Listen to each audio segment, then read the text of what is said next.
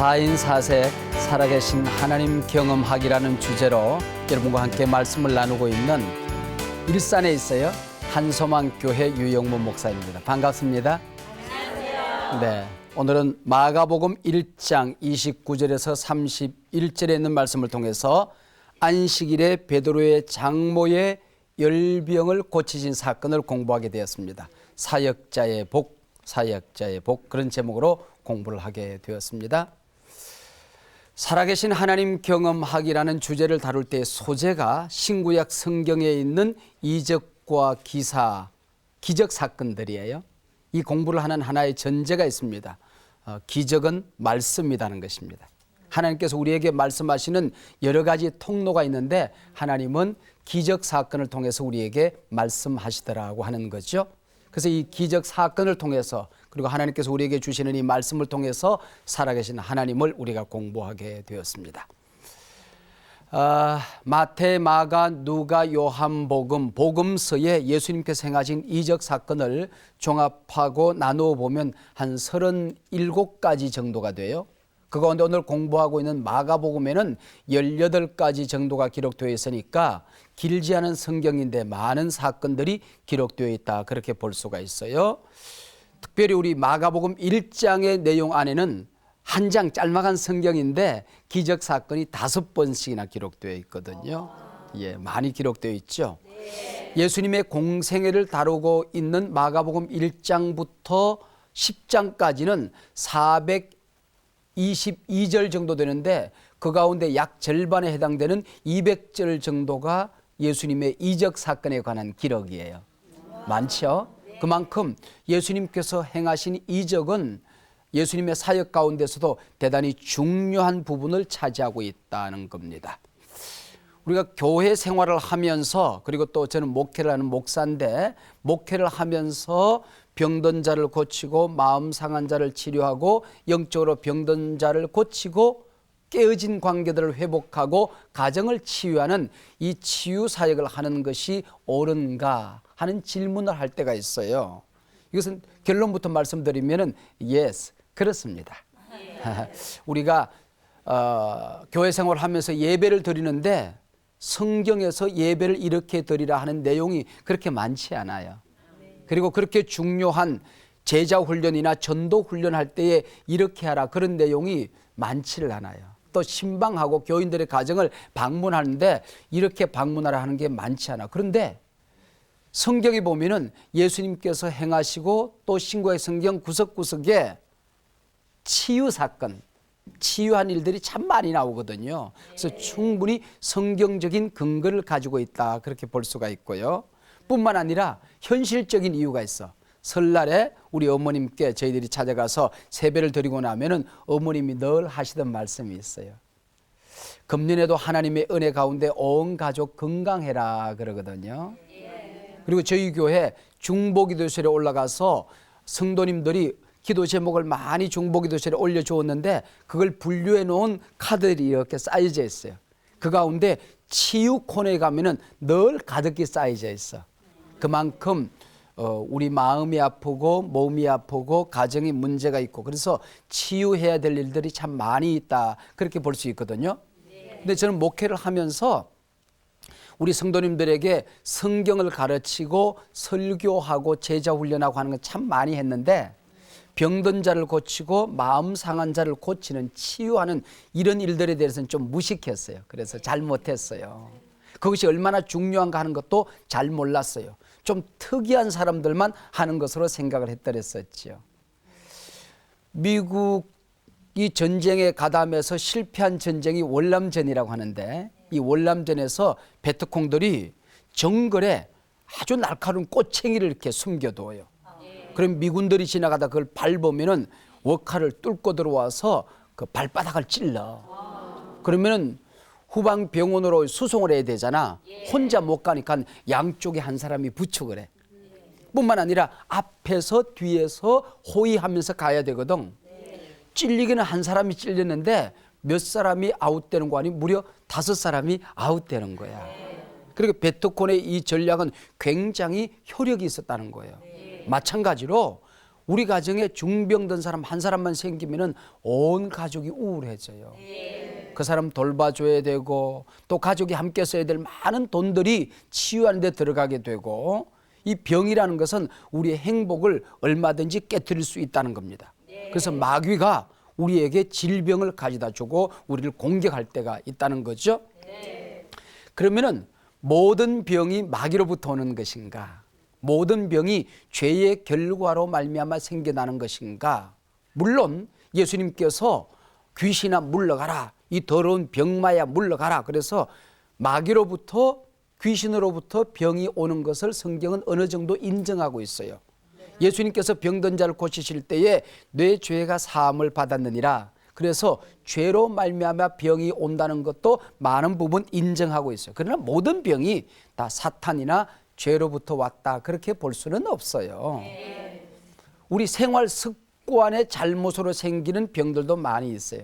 우리가 먹고 자고 운동하고 일어나고 이 모든 일들, 이걸 좀 정상적으로 잘해야 되는데 먹는 걸 함부로 먹고 운동 안 하고 앉는 자세가 삐뚤어져 있고, 그래서 생기는 병들도 많이 있거든요. 또 요즘은 공해, 이 자연이 파괴되어져서 코로 숨 쉬고 물 마시고 음식 먹고 하는 것들이 전부 다 우리에게 자칫하다 보면 병을 가져다 줄 수가 있어요. 이런 요인들이 참 많이 있어요. 그뿐만 아니라 혈통, 유전적인 죄로 말미암아 생기는 병들도 있어요. 병원에 가서 보면은 그 조상들 가운데에, 부모님들 가운데에 뭐 어떤 병을 앓은 적이 있습니까? 고혈압이 있습니까? 아니면 무슨 뭐 암이 있습니까? 물어보잖아요. 그것이 부모의 병이 자녀들에게도 영향을 미칠 수 있다는 거죠. 그죠? 네. 그리고 상처, 스트레스, 이것으로 인해서 생기는 병들이 참 많이 있어요. 물이 따뜻해지다가 100도 정도 되면은 팔을 끓잖아. 그 마찬가지로 스트레스도 마찬가지야. 배우자의 죽음을 배구로 보고 배우자와 함께 그 별거한다든지, 뭐 이혼은 73점, 별거는 65점, 또 가족의 죽음은 63점, 누군가를 용서하지 못하는 거 몇 점, 마음속에 불안한 거 몇 점, 분노를 쌓고 살아가는 거 몇 점, 이런 걸 점수를 쌓아가다가 300점 정도가 되면은 굉장히 중요한 질병, 암 등이 발생되는 겁니다. 그뿐만이 아니에요. 욥처럼 하나님의 영광을 위한 병들도 있어요. 이처럼 병의 원인이 굉장히 다양하죠. 하나님께서 우리 병을 고쳐주시는데 고쳐주시는 방법도 굉장히 다양하다는 것을 알 수 있어요. 이 자연은총이라고 할 수 있는 병원, 약국, 또 인간의 경험이나 지혜, 이런 걸 통해서도 병이 고쳐집니다. 초대교회 때부터 우리가 예배를 잘 드리면, 성찬식에 잘 참여하게 되면 거기서 받은 은혜로 병이 나은 일들이 참 많이 있어요. 또 기도하면 병이 낫잖아요. 개인적으로 기도하기도 하고 또 구역 예배 같은 소그룹에 들어가서 함께 기도하기도 하고, 함께 기도하는 가운데에 병이 고쳐져요. 하나님께서 우리에게 성령의 은사를 주시는데 그 은사들을 잘 연구해 보면은 병 고침과 우리 마음을 고치고 또 영적으로 찢겨진 상처들을 치료하는 치유와 관계된 은사들이 많이 나와요. 뭐 병 고침의 은사, 그다음에 믿음의 은사, 능력 행함의 은사, 뭐 이런 것들은 병 고침과 밀접한 관계가 있어요. 그래서 우리 성도님들 가운데에 성령의 은사를 받으신 분들, 이 은사자들을 통해서 우리 병이 고침 받을 수도 있어요. 또 야고보서에 보면은 너희 중에 병든 자가 있느냐, 교회 장로를 불러다가 기름을 바르고 안수하여 병을 고치라, 그렇게 성경에 기록되어 있어요. 말하자면은 목사님을 통해서, 목사님의 기도나 목사님의 안수 기도를 통해서도 우리의 병이 고쳐질 수 있다는 거죠. 뿐만 아니라 우리가 예수를 믿은 순간부터 우리는 우리 자신을 치료할 수 있고 이웃들을 치료할 수가 있는 것입니다. 믿는 자는 누구나 병든 자에게 손을 얹은즉 나으리라 그랬어요. 믿는 목사님뿐만 아니라, 믿는 장로님뿐만 아니라 믿는 자는 누구나 그랬거든요. 네. 그리고 예수님께서 너희들이 나를 믿으면 내가 했던 일을 너희들도 동일하게 할 수 있다, 그렇게 말씀했어요. 우리 자신들이 우리 자신을 치료하고 우리 가족의 아픔을 치료하고 문제를 치료하고 우리 이웃들이 아플 때에 고쳐줄 수 있는 능력이 우리에게 있을 수 있다. 그런 얘기죠. 근데 우리 한국 교회가 그동안 이 치유를 하는 데 있어서 조금 겸손하지 못해서 이 은사를 받은 사람들이 좀 하나님에 대한 경외감이 모자라서 이런 이들을 함부로 대했던 것이 좀 이 치유 사역을 한국 교회에서 이렇게 점점 약화시키는 결과를 낳기도 했어요. 말하자면 치유 방법이 너무 비성경적이었어. 좀 누가 보더라도 좀 상식에 어긋나고 성경에 어긋나고 그냥 손만 얹으면 되는데 뭐 이렇게 두들겨 팬다든지 말이야 이러면 안 되잖아요.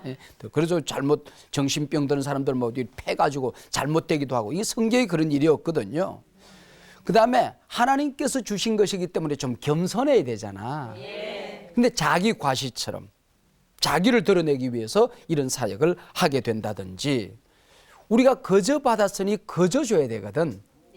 나만이라는 나병 환자 장군이 왔을 때에 엘리사는 그 대가를 받질 않았어.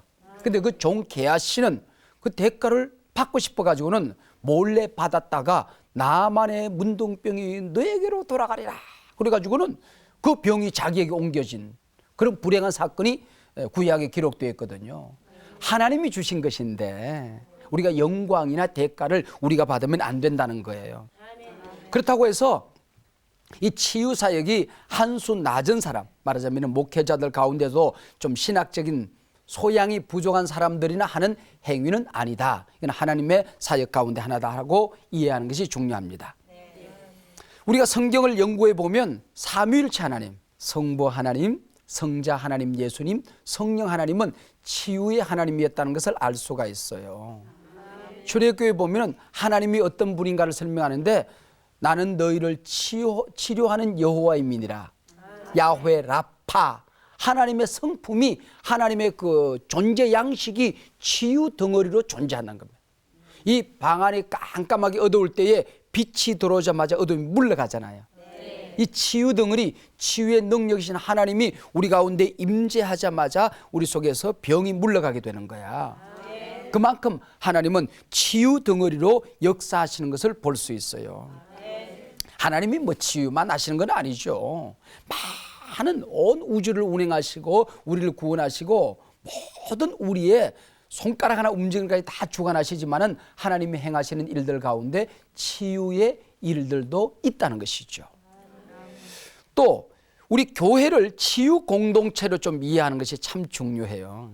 교회 가서 병든 자가 낫고 마음 상한 자가 고쳐지고 깨어진 가정들이 회복되어지고 깨어진 관계들이 회복되어지고 영적인 상처가 치유되어지고 우리의 죄가 해결되어지고 이 모든 문제가 해결되어진단 말이죠.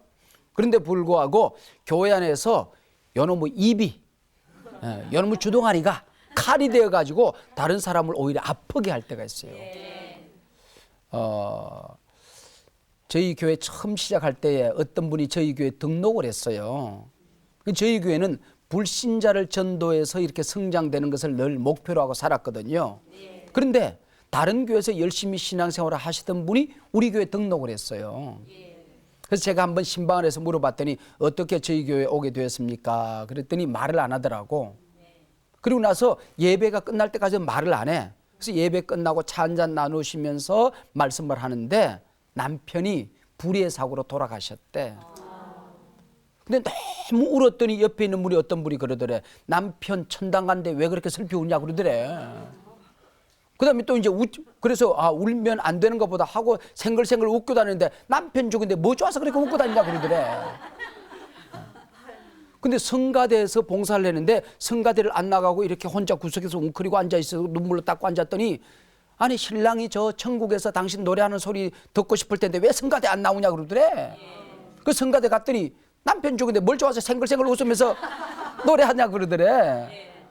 근데 웃주라는 얘기 날 보고 그래서 그게 너무 상처가 되어서 그 사람의 얼굴을 보고 싶지 않아서 그게 나갈 수가 없더라는 거야. 그래서 내가 당신을 너무 사랑해서 그런 거니까 당신을 사랑하다 보니까 그런 얘기를 한 거라고 다시 돌아가셔서 신앙생활 하시라고 그렇게 권면했는데 하도 오래된 일이라서 그분이 우리 교회 그대로 다녔는지 돌아갔는지는 잘 모르겠어.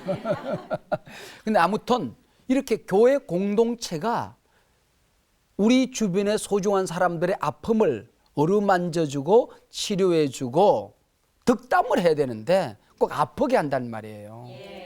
위로하는 말, 안위하는 말, 치료하는 말을 해야 되는데 꼭 아프게 찔러, 아픈 데를 찔러. 누가 쓴 책입니까? 상처는 꽃으로도 때리지 마라 하는 게 어떤 탤런트가 쓴 책인데, 상처는 꽃으로 때려도, 김혜자 씨가 썼네. 상처는 꽃으로 때려도 아프대. 생각해보세요. 여기 상처에다가 꽃잎으로 살살살 건드려봐. 아파. 꽃으로 때릴 뿐만 아니라 상처에 소금 뿌린 인간들이 있어요. 그러지 말라는 거지. 상처는 덮어주고 약 발라주고 위로하도록 있는 거라는 겁니다. 교회 공동체를 우리가 치유 공동체로 이해하는 것은 참 중요합니다. 그래서 우리가 기도할 때에 예언의 은사를 받게 되면 치유의 능력이 나타나요. 거기 보면은 고린도전서 14장 3절에 보면은 예언의 은사가 덕을 세우며 덕담을 잘하는 거야. 사람들을 세워주는 말, 격려하는 말, 힘이 되는 말, 용기를 가질 수 있는 말, 칭찬하는 말, 이게 잘잘잘 나오면 그게 예언의 은사예요. 그 다음에 잘못된 길을 가는 사람을 잘 달래서 바른 길로 안내해주는 권면하는 일, 그 다음에 치료하는 일, 위로하며 안위하며 그랬거든요. 이것이 바로 예언의 은사인데, 교회 공동체를 예언 공동체, 치유 공동체로 우리가 이해하는 것이 굉장히 중요해요. 예수님께서 이 땅에 오셔서 하신 일들도 보면은 거기 세 가지 삼중사역이 나오잖아요. 천국 복음을 전파하시고, 천국 복음을 가르치시고, 치유하시고. 이것이 1대 1대 1, 바로 3분의 1, 3분의 1, 3분의 1로 균형을 이루는 것을 볼 수 있어요. 예수님께서 내가 이 땅에 왜 왔는지 아니? 라고 예수님이 말씀하시는데, 요한복음 10장 10절에 보면은 도적이 오는 것은 도적질하고 죽이고 멸망시키려는 것뿐이요, 내가 온 것은 양으로 생명을 얻게 하고 더 풍성히 얻게 하려는 것이라 그랬어요. 마귀가 오는 것은 우리에게 병을 가져다 줘. 안 아픈 사람, 건강한 사람에게도 아프게 만들어 건강한 가정을 깨트려. 에덴 동산에서부터 가정을 깨트렸잖아. 그게 마귀가 하는 일이야. 근데 예수님이 오시면 우리를 치료하고 생명을 얻게 하고 더 풍성히 얻게 하기 위해서 내가 이 땅에 왔다. 그리고 예수님께서 말씀하셨어요. 그래서 우리가 예수님의 성품으로, 예수님의 임재로 충만해지게 되면 내가 먼저 치료를 받아. 그리고 다른 사람들을 치료할 수 있어요.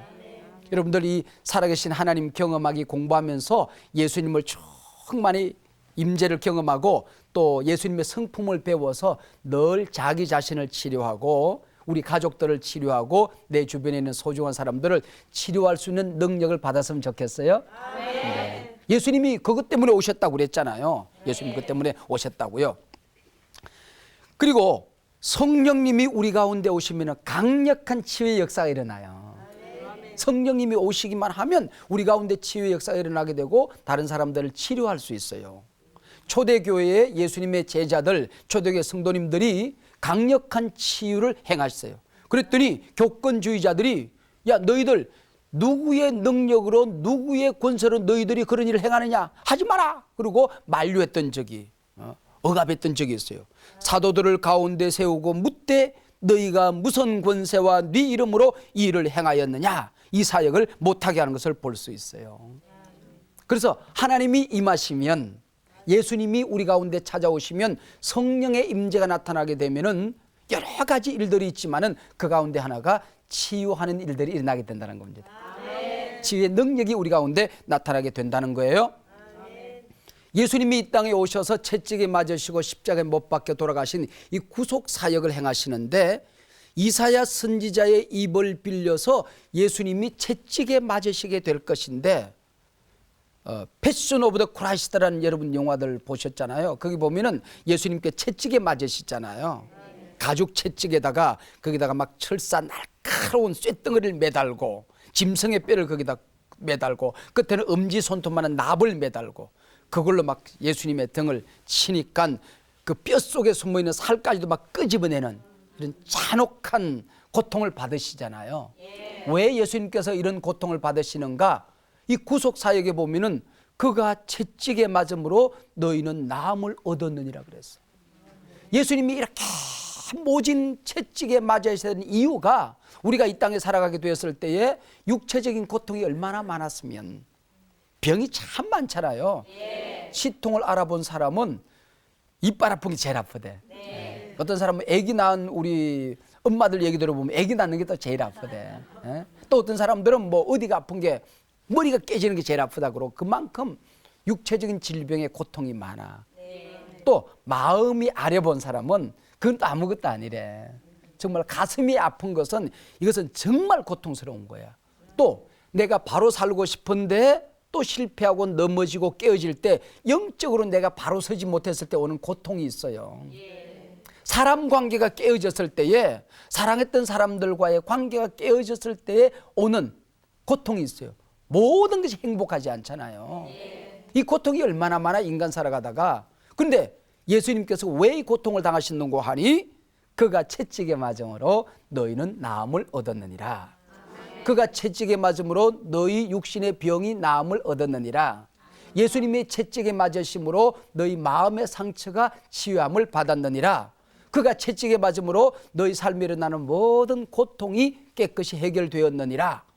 우리 많은 복음서 기자들이 이사야 선지자의 입을 빌려서 예수님의 구속사역 한복판에 바로 치유사역이 있다는 것을 우리에게 말씀했어요.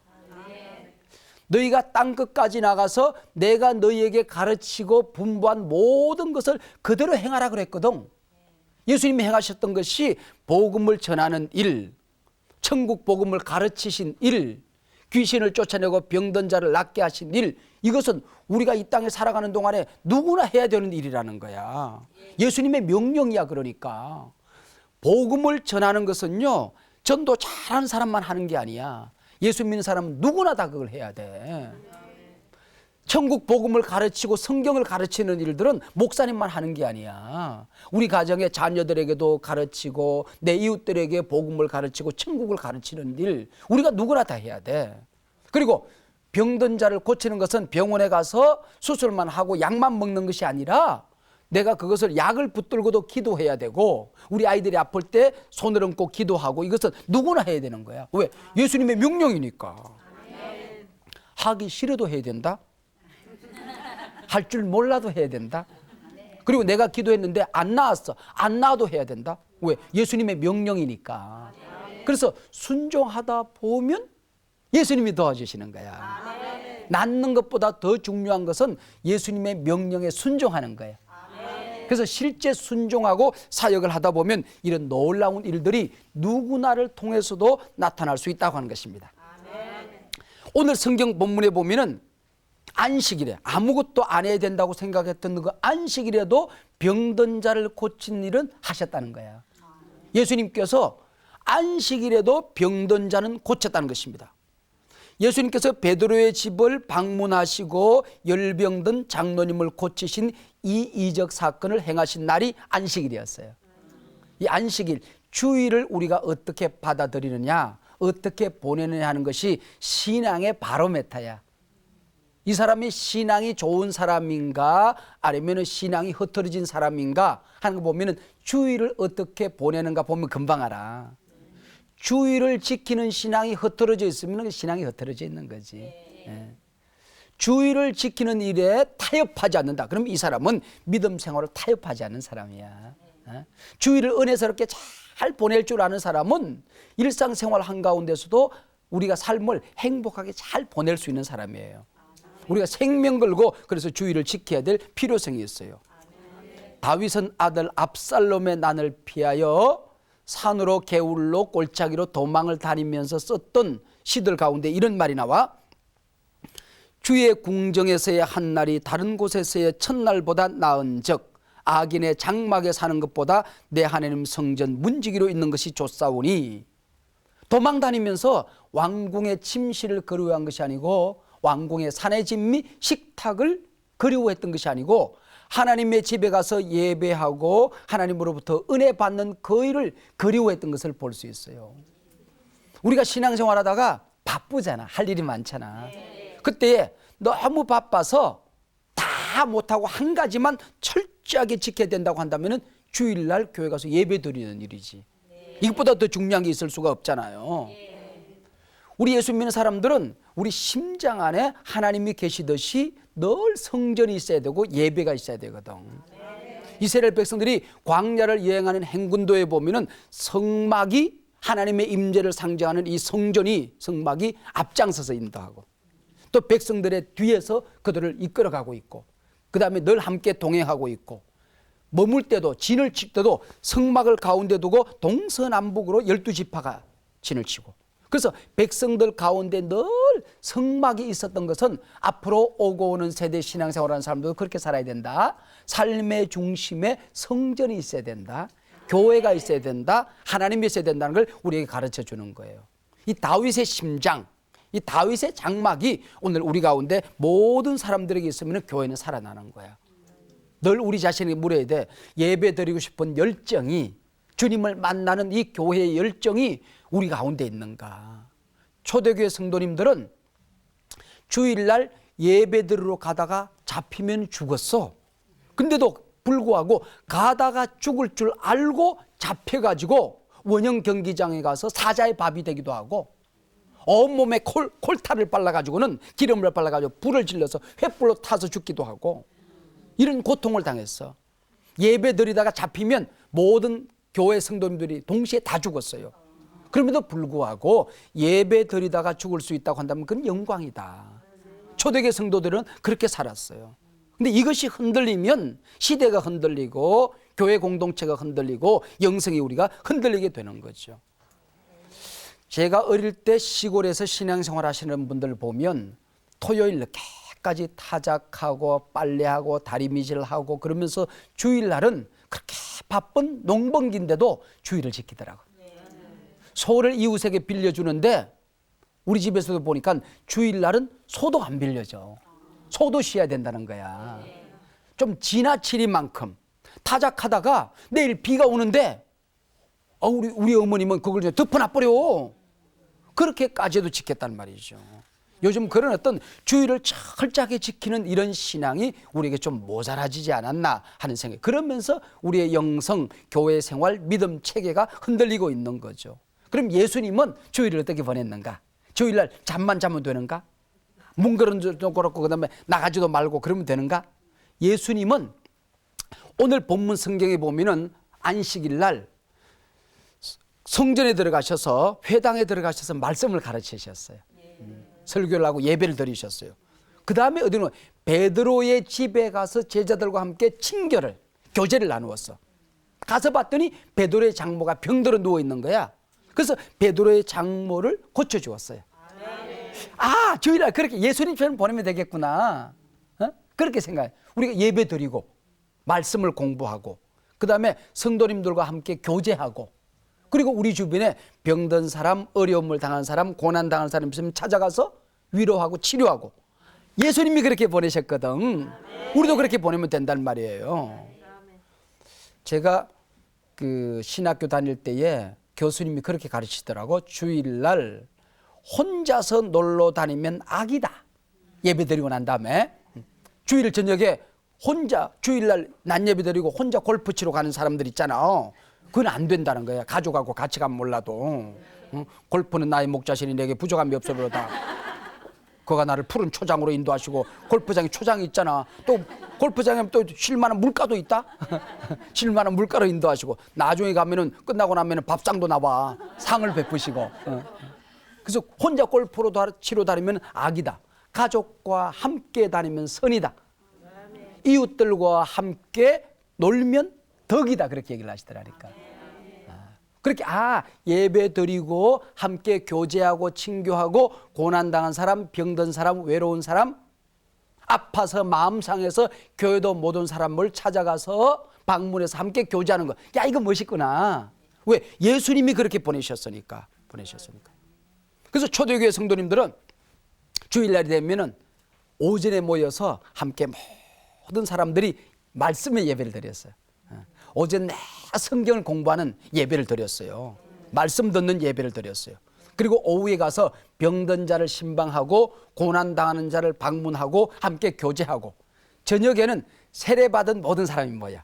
저녁에는 세례받은 사람들만 모여가지고 말씀 듣는데 중심을 두는 거야. 말씀을 짧게 듣고 성찬을 나누었어. 이것은 너희를 위한 내 몸이다. 이것은 너희를 위한 내 피다. 하고 성찬에 참여하는 예배를 드렸어요. 우리 한국교회도 주일 낮에 예배를 드리고 오후에는 함께 교제하고 병든 자를 찾아가고 전도하고, 그 다음에 저녁에 모여서 찬양 예배를 드렸어요. 기도하고 찬양. 그 주일 저녁 찬양 예배를 드렸잖아. 이것을 성수주일이라고. 성수주일. 주일을 거룩하게 잘 지킨다. 주일을 구별되게 지킨다. 이 신앙이 무너지면서 한국교회의 부흥의 체계가 무너졌어요. 이게 회복이 돼야 돼요. 초대교회 성도님들이 그렇게 보냈듯이 한국교회도 주일날 낮에 예배를 드리고 오후에 주일날 하나님이 기뻐하는 일들을 하는 거야. 그래서 우리 그 헌법 같은 데 보면은 주일날 오락을 삼가할 것이며 자기 개인적인 일에 너무 집중하지 말고 병든 자를 방문하고, 이런 내용들도 나와요.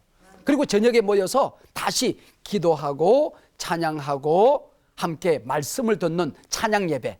이 예배를 드림으로써 이렇게 새끼를 꼬고 마지막 매듭을 딱 짓잖아. 그래서 주일날 매듭을 저녁 찬양 예배로 딱 드리면 매듭이 되는데, 이게 뭔가 요즘 찝찝해. 매듭이 없어. 성수주일이 없어. 그러면은 성수주일을 어떻게 하는가? 안식한다 그랬을 때 사바타 그러거든요. 사바타. 이 사바타라는 것은 그친다, 중지한다, 멈춘다, 그런 뜻을 가지고 있어요. 내가 내 자신을 위해서 하던 개인적인 일, 월요일부터 토요일까지 하던 세상적인 일, 이걸 멈추는 날이야. 멈추는 날. 한번 뭐 믿음 생기면 장사하시는 분도 장사하는 거 멈춰보지 뭐. 멈춰보지 뭐. 마귀는 우리가 돈을 좀 더 벌면 행복할 것이라고 생각해요. 그러나 성령님은 우리가 하나님의 뜻대로 살아갈 때에 행복하다고 가르치거든. 하나님 뜻대로 살아보는 거지 뭐. 그러니까 쉬운 것은 아니야. 왜? 장사하시는 분들은 주일날 장사가 더 잘 되거든. 꼭 주일날만 장사되는 또 장사도 있거든. 그 참 어려움이 있어요. 그러나 하나님 앞에 그런 믿음을 달라고 기도할 필요성이 있어요. 안식한다. 안식이란 말은 쉬는 거야. 하나님께서 엿새 동안 온 세상 우주 만물을 창조하시고 이래 되는 날은 쉬셨거든. 하나님이 우리 인간을 그렇게 만들었어. 땅도 일하다가 쉬도록 만들어 놓았고, 동물들도 부지런히 일하다가 쉬도록 돼 있어. 자동차도 가다가 좀 쉬어야 돼. 우리 인간의 몸도 마음도 열심히 일하다가 쉬도록 그렇게 하나님이 우리를 만들어 놓았다는 거죠. 이걸 우리가 알아야 됩니다. 우리 몸을 그렇게 만들었어요. 그리고 이 주일날은 예배를 통하여 은혜 받는 날이야. 하나님께 예배하면서 말씀을 드리면서 우리 영도 쉬면서 죄를 고백하고, 주일날은 부활의 날이잖아요. 로드스 데이, 주님이 부활하신 날이거든. 주님이 주인인 날이거든. 일주일 동안 우리가 세상에 살아가다가 나도 모르게 쌓여졌던 죄들, 상처들, 질병들, 근심, 걱정, 염려, 하나님의 뜻대로 살지 못했던 것 내려놓고 다 용서받는 날이거든. 그리고 부활한 날이야. 내 믿음도 새롭게 살아나고 마음도 새롭게 살아나고 관계도 내 비전도 꿈도 잃어버렸던 희망도 새롭게 살아난 날이거든. 이 부활의 날이거든요. 주일은 은혜 받는 날이지. 그리고 마음도 고침받아야 돼. 세상 살아가다 보면 마음 상한 일이 많잖아. 이걸 고침받아야 돼. 주님 앞에 내려놓고 이웃을 용서하고 나도 용서받고, 그리고 몸도 좀 건강하게 새롭게 회복되어지고 새롭게 좀 다듬어서 주님 앞에 가는 날, 이것이 바로 주일날이죠. 이 신앙의 기본이죠. 신앙의 기본이 지켜져야 돼. 여러분들이 그 수영을 하더라도 탁구를 한번 하더라도 이 기본이 안 지켜지면 이게 늘어나지 않잖아요. 정식으로 배워야 되는데 이렇게 탁구 치는 사람 잘 안 늘어. 개 헤엄치는 사람 잘 안 늘잖아.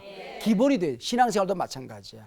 이 기본이 돼야 돼. 하나님 앞에 예배 드리고 말씀을 공부하고 주일을 어떻게 거룩하게 준비해서 드리고, 이 기본이 지켜지면 이게 믿음이 성장하기 시작해. 새롭게.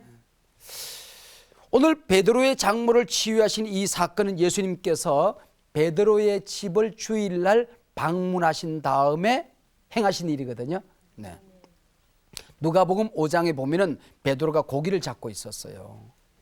밤새도록 그물을 던지고 던졌는데 고기 한 마리 못 잡았어. 예수님께서 나타나셔서 배를 조금 띄기를 청하시고 베드로의 배에 앉아 있어서 말씀을 가르치셨어. 그 다음에 깊은 데로 가서 그물을 내려 고기를 잡자. 그래서 깊은 데 그물을 내렸더니 그물이 찢어질 만큼 많은 고기를 잡았어. 고기를 잡고 난 다음에 너는 나를 따르라. 너는 사람 낚는 어부가 되게 하겠다. 그래서 모든 것을 버려두고 베드로가 예수님을 따랐거든. 근데 베드로는 장가를 갔어. 자녀들도 있었을 것 같아. 그 다음에 장모님도 자기 집에 모시고 살았어요. 근데 이 가정의 살림살이를 다 책임지지 못하고 살림살이가 어려워졌을 것 아니야. 아내에게 남편 구실도 제대로 못하고 자녀들에게 아버지 구실도 제대로 못하고 더더구나 병들어 있는 장모님을 돌봐드리지도 못하고. 그런데 예수님께서 바로 그 베드로의 집을 찾아가신 거야. 찾아가셔서 베드로가 돌보지 못한 베드로의 장모를 신방하고 있었다. 베드로의 장모를 고쳐주고 있었다는 것입니다. 열병들어 죽어가고 있는 베드로의 장모를 고쳐주셨다는 거야. 우리가 신앙생활 열심히 하다 보면은 어떨 때는 집안일을 조금 소홀히 해야 될 때가 있어. 빨래도 좀 나중에 미뤄야 될 때도 있고 청소도 좀 나중에 해야 될 때도 있고 다 모든 걸 다 할 수는 없잖아. 몸은 하나인데 몸뚱아리 하나 가지고 이것도 저것도 다 할 수는 없잖아. 열심히 신앙생활 하시는 분들은 뭐 주일날 하루 내 교회에서 살지. 주주에 가서 뭐 구역장 모임 나가지. 성경 공부 나가지. 여전도회 모임 나가지. 수요예배 나가지. 전도하러 나가지. 그러니까 가정일을 조금 소홀히 할 수도 있을 것 같아. 그런데 예수님께서 바로 그런 베드로의 가정을 찾아가셨다는 거야. 하나님의 일을 열심히 하다가 좀 소홀해진 부분, 내가 돌보지 못한 부분, 우리 남편, 공부하는 우리 아들, 이런 것을 예수님이 돌봐주신다는 약속이 오늘 본문에 담겨져 있어요. 마가복음 10장 29절 이하에 보면 예수님께서 말씀하십니다. 나와 복음을 위하여 집이나 형제나 자매나 어미나 아비나 자식이나 전토를 벌인 자는 금세에 있어 집과 형제와 자매와 모친과 자식과 전토를 100배나 받되 어려움도 함께 핍박도 함께 겸하여 받게 될 것이고 내세에 영생을 받지 못할 자가 없으리라. 이 땅에서 우리가 마땅히 해야 될 일들, 친구들하고 만나서 좀 교제도 해야 되고 취미생활도 해야 되고 놀러도 다녀야 되고 그래야 되는데 이런 일들을 잘 못해. 그러나 그런 사람들에게 이 땅에서도 보상해 주시고 내세에서도 보상해 주시고 100배나 받고 영생을 얻지 못할 자가 없으리라. 아멘. 하나님 나라에서 좋은 상을 받을 것을 성경이 우리에게 약속하고 있어요. 우리가 그렇게 매달려서 기도하지 않아도 먼저 그 나라와 그 일을 구하면 이 모든 것 주님이 채워주신다는 거야. 그 약속을 오늘 본문이 우리에게 가르쳐주고 있는 겁니다. 베드로의 장모가 병들어 누워있는데 베드로가 알았는지 몰랐는지는 모르겠어. 그런데 베드로가 예수님께 예수님 우리 집에 장모님이 지금 병들어 누워 계세요. 가서 좀 고쳐주세요. 그렇게 말한 적이 없어. 그리고 예수님이 오셨는데 예수님 좀 쉬셨으면 좋겠다고. 예수님 좀 맛있는 거 좀 드시면서 좀 씻었으면 좋겠다고 생각했어요, 베드로는. 그런데 다른 사람들이 예수님께 찾아와가지고 예수님, 베드로가 이렇게 집을 버리고 주님을 따라 나서서 천국 복음을 전파하는 사이에 장모님이 저 뒷방에 누워 계십니다. 다른 사람들이 예수님께 찾아가서 얘기하셨던 걸 볼 수 있어. 멋있잖아. 어? 베드로가 장모의 병을 고쳐달라고 때를 쓰거나 칭얼거리거나 성질이 급해가지고는 밥도 대접 안 하고 예수님 고쳐주세요 그러지 않았어. 다른 사람들이 얘기했다는 얼마나 멋있어요. 오늘 본문에 보면은 열병으로 누워있는지라 그랬는데 누가복음 4장에 가서 보면은 중한 열병으로 누워있었다. 그래서 중한 열병. 장티푸스나 요즘으로 말하면 열이 심한 게 뭐가 있을까? 뭐 신종플루? 그런 걸로 누워 계셨던 것 같아. 그런데 어떻게 고치는 거 아니? 오늘 본문에 보니까 손을 잡아 일으켰다 그렇게 되어 있어요. 동일한 내용을 기록하고 있는 마태복음 8장에 보시면 그 손을 만지시니 그랬어. 예수님께서 말씀만 하셔도 병이 낫잖아. 그런데 이렇게 자기 가족을 돌보지 못한 베드로의 집에 가서 장모님을 고쳐주시는 데는 베드로가 베드로의 장모의 손을 이렇게 어루만져 주셨어. 베드로의 손을 쓰다듬어 주시고서 지금 고쳐주신 것을 볼 수 있어요. 자, 그런데 오늘 이 고침을 받은 베드로의 장모가 어떻게 살았는가 하는 게 마지막 결론이거든요. 여자가 그들에게 수종드니라 그랬어. 그들에게 누구? 초대교회 공동체를 잘 섬겼다는 거야. 누가복음 8장에 보면은 자기의 소유를 이 여인들이 다 내어놓고 초대교회를 섬겼던 것을 볼 수 있어요. 그리고 여기에 수종드니라, 섬기니라 이 말이 미완료 과거형, 진행이야. 계속 진행이야. 주님 앞에 서는 날까지 계속해서 섬겼다는 것입니다. 우리가 구원받았으면 이웃을 잘 섬겨야 돼. 하나님을 잘 섬겨야 되고, 교회를 잘 섬겨야 되고, 그리고 가족을 잘 섬겨야 되고, 병든 자를 잘 섬겨야 되고, 이웃을 잘 섬겨야 돼요. 어떤 사람이 남편에게 너무너무 큰 상처를 받아서 살고 싶지가 않았어. 그래서 예수님께 기도해. 예수님 계신 곳에 나가 살고 싶어요. 차라리 천국으로 데려가 주세요. 근데 예수님이 나타나셨어. 딸아, 나랑 같이 천국 가자. 그런데 네가 속상한 사이 너 집에 이 꼴이 뭐냐 이거. 좀 청소 좀 하자. 그래서 집을 다 청소하게 만들었어요. 제자리 갖다 놓고 닦고 수리하고 다 닦아서 며칠 동안에. 딸아, 천국 가자. 근데 너희 집에 정원이 이게 뭐냐. 뱀 나오겠다 야.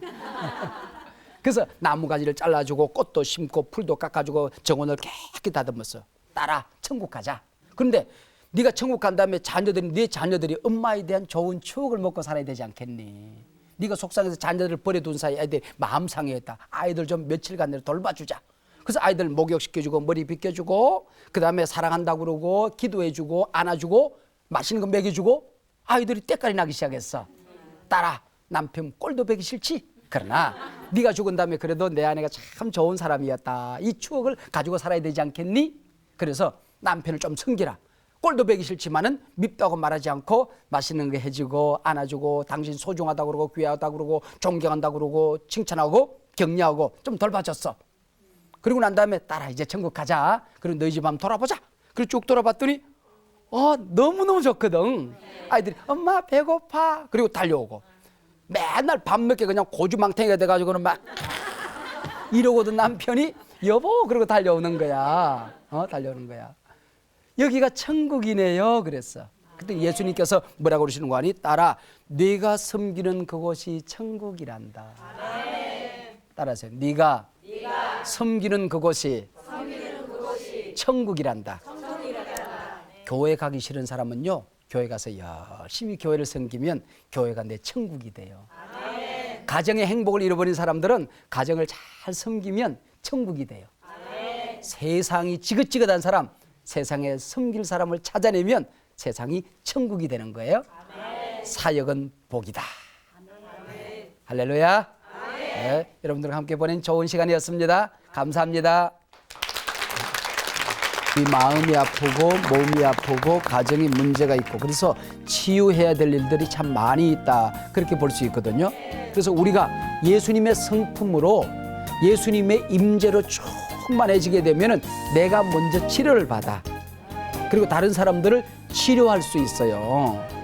여러분들 이 살아계신 하나님 경험하기 공부하면서 예수님을 충만히 임재를 경험하고 또 예수님의 성품을 배워서 늘 자기 자신을 치료하고 우리 가족들을 치료하고 내 주변에 있는 소중한 사람들을 치료할 수 있는 능력을 받았으면 좋겠어요.